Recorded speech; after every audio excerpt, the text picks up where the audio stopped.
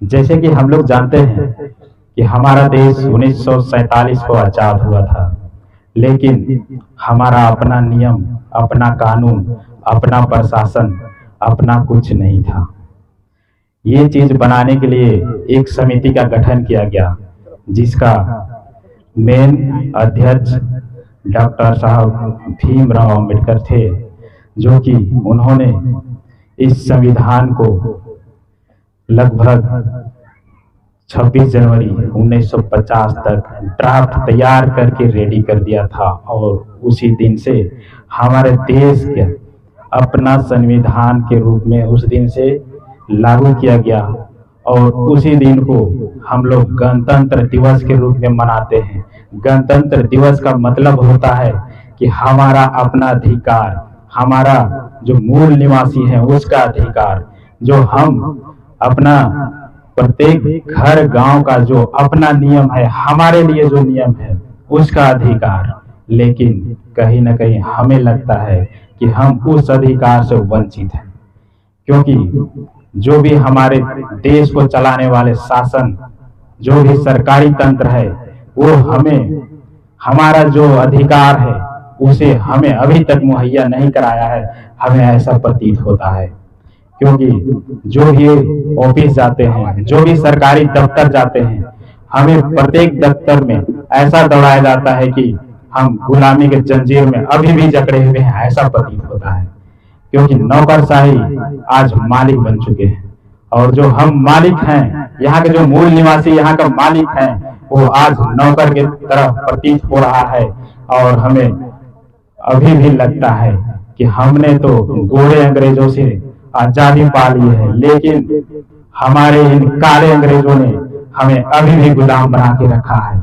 हमें इन अंग्रेजों से, काले अंग्रेजों से हमारे देश को आजादी कराने की आवश्यकता है। जो भी हमारे नेता या जो भी मंत्री बनते हैं, वही हमारे देश को खोखला कर रहे हैं। जितना आज भ्रष्टाचार में संलिप्त दिखते हैं, जो भी पकड़े जाते हैं, वो हमारे अपने नेता हैं, अपना मंत्री हैं, अपने लोग हैं। जब हमारे देश में अंग्रेज आए थे तो कुछ ऐसे लोग उनके साथ मिल गए थे, जो कि हमारे देश के अंदर से दिम्म की तरह खाते जा रहे थे, और अपना जो भेद था हमारा देश का, उनके सामने वो खोलते जा रहे थे, हमारे लोगों को बेवकूफ बना रहे थे। इसी तरीका से आज हमारे अपने जो हमारे अपने नेता मंत्री हैं, हमारे अपने देश के हैं, वो हमारे देश को कहीं ना कहीं खोखला कर रहे हैं। सभी तो नहीं है, लेकिन कुछ मुट्ठी भर अच्छे लोग भी हैं, जो कि हमारे देश को आगे बढ़ाने का प्रयास कर रहे हैं, और बहुत सारे क्षेत्र में बहुत अच्छा कार्य भी कर रहे हैं। और जहां शिक्षा की बात करें तो हमें ऐसा शिक्षा दिया जाता है जो कि हमारे जिंदगी में इसका कोई उपयोग नहीं होता है। आज बीए एमए करके लोग भी बेरोजगार हैं। क्यों? 20 साल हमने इस शिक्षा को दिया, लेकिन हमें इस शिक्षा ने 2 वक्त की रोटी कमाने का अधिकार नहीं दिया, ताकत नहीं दिया। तो क्या ऐसा शिक्षा लेकर हम क्या करेंगे? हमें ऐसा शिक्षा की जरूरत है जो कि हमें समाज में जीने का तरीका सिखाए, समाज में 2 रोटी अच्छे से कमा कर खा सके, ऐसा हमें शिक्षा मिले। जो हमारे पुरातन शिक्षा पद्धति थी, वो हमें खेती कराने के लिए सिखाती थी, कुछ प्रोडक्ट, कुछ उत्पाद बनाने सिखाती थी, और हमें बहुत सारे दवाई बनाना विद्या सिखाती थी, और अनेक तरीका से जो शरीर को स्वस्थ रख सके ऐसे योग प्रक्रिया भी सिखाती थी। लेकिन आज हमें ऐसा शिक्षा दिया जाता है, इसमें न तो हम अपना जीवन चला सकते हैं, ना अपने आप को अच्छा तरीका डेवलप कर सकते हैं। हमें समाज में जीने के लायक भी नहीं छोड़ता है, ऐसा शिक्षा हम पाते हैं। और इसी के साथ में एक अंग्रेजियत हमारे अंदर ऐसा घुसा है, जो कि ये हमें बीच में छोड़ के ले जाके छोड़ दिया है, ना आगे जाने देता है, ना पीछे जाने देता है। ये अंग्रेजियत हमें वही अंग्रेजों के साथ में छोड़ देना चाहिए था, लेकिन हम लोग अभी अंग्रेजियत को अपनाए हुए हैं, और बहुत सारे अपने छोटे छोटे बच्चे हैं जो अपने मातृभाषा में, मातृभाषा मतलब जो अपने गांव घर में जो भाषा बोलते हैं उस भाषा में जो सीख सकते हैं, वो छोटे बच्चे को दूसरा भाषा से जबरदस्ती सिखाया जाता है, जो कि हमारे लिए बहुत दुर्भाग्य की बात है। जो भी बात हम अपने मातृभाषा में सीख सकते हैं वो दूसरे भाषा में नहीं सीख सकते हैं। हमें दूसरे भाषा में कुछ भी सिखाया जाता है तो हमें बहुत मुश्किल होती है। जैसे कि हमें इंग्लिश हो गया, इस तरीके से अनेक तरह के भाषा होते हैं। जो इंग्लिश है, हमारे प्रत्येक बड़े ऑफिस या बड़े क्षेत्र में जाइएगा तो सबसे पहले पूछा जाता है इंग्लिश आता है क्या।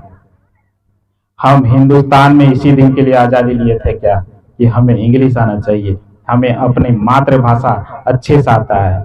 चाइना देख लीजिए, चाइनीज बोलता है, चाइनीज में सारा रिसर्च करता है, सारा चीज चाइनीज में करता है। अमेरिका देख लीजिए, अमेरिका का अपना मातृभाषा इंग्लिश है, वो सारा काम इंग्लिश में करता है। अमेरिका वालों को हिंदी आता है क्या? तो हम हिंदुस्तान में है तो हमें हिंदी आनी चाहिए, ना कि इंग्लिश आनी चाहिए। इंग्लिश हमें ऑप्शन के रूप में रखना चाहिए, लेकिन आज मेन भाषा इंग्लिश हो चुका है। जैसे कि अभी ब्रिटेन, इंग्लैंड और अमेरिका जैसे देशों में अभी जाएंगे तो आपको वहाँ इंग्लिश मुख्य भाषा है, वहाँ के लोगों को हिंदी ऑप्शन के तौर पे सिखाया जाता है। 20%, 10% लोगों को भी हिंदी वहाँ नहीं आता है। लेकिन आज हमारे देश के अलावा हमारे देश से बहुत आगे वो लोग निकल चुके हैं, क्योंकि जो भी कार्य करते हो अपने मातृभाषा में करते हैं। और हम इन अंग्रेजों के चक्कर में पड़ के अपनी भाषा को खो दिए, अपने संस्कृति को खो दिए, और जो भी हमारे पास रिसोर्सेस थे उनको भी हम लोग खोते जा रहे हैं, और अपने इस देश को धीरे धीरे करके खोखला करते जा रहे हैं। और हमें इसे देश को बचाने की जरूरत है, और बहुत सारा प्रोग्राम है, और क्या बोलें, बहुत सारा अगर बोले तो हम लगभग दिन भर बोलते रह जाएं। ऐसा हमारे देश में, ऐसा हमारा देश चल रहा है, ऐसा हमारे पास बहुत सारी समस्या है हमारे देश को लेकर के। इतना ही बोल के अपने वाणी को विराम देते हैं। जय हिंद।